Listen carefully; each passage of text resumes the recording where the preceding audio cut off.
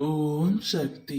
என் அன்பு தங்கமே, உன் துணையை பற்றி மிக முக்கியமான ரகசியத்தை தான் நான் உனக்கு கூறப்போகின்றேன். இதை கூறவே நான் பல காலமாக காத்து கொண்டு இருக்கின்றேன்.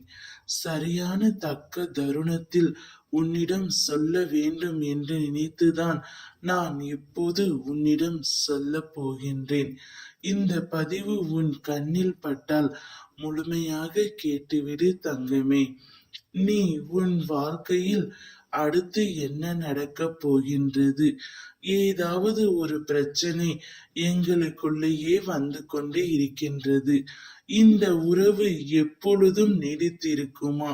அல்லது ஏதாவது ஒரு பிரச்சனை வந்து பிரிந்து விடுவோமா என்ற பயத்தில் நீ இருக்கின்றாய்.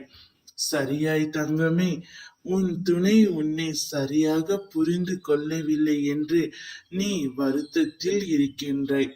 ஆம் தங்கமே, உன்னுடைய துணை உன்னை பற்றி சரியாக புரிந்து கொள்ளாமல் உன்னை விட்டு சில சமயங்களில் விலகி செல்லவும் நினைத்து கொண்டு இருக்கின்றார்.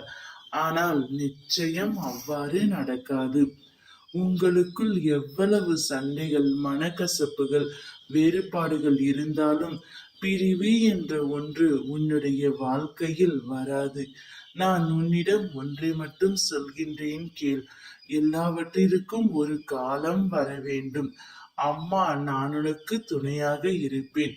காய் உடனடியாக பழமாகாதல்லவா? அதற்கென்று சில காலம் தேவைப்படும். நெல் உடனே அரிசியாகாதல்லவா? அதற்கென்று சில காலம் தேவைப்படும். அதே போலதான் எல்லாவற்றிற்கும் சில காலம் எடுக்கத்தான் செய்யும். அந்த காலத்தில் நீங்கள் இருவரும் உறுதியாக இருக்க வேண்டும். நீங்கள் இருவரும் உறுதியாக இல்லை என்றால் இந்த உறவு நிலைத்திருக்க வாய்ப்பில்லை தங்கமே. கலக்கம் கொள்ளாதே. எவருமே இங்கு சவால்களை எதிர்கொள்ளாமல் வாழ்வில் உயர்ந்ததே இல்லை.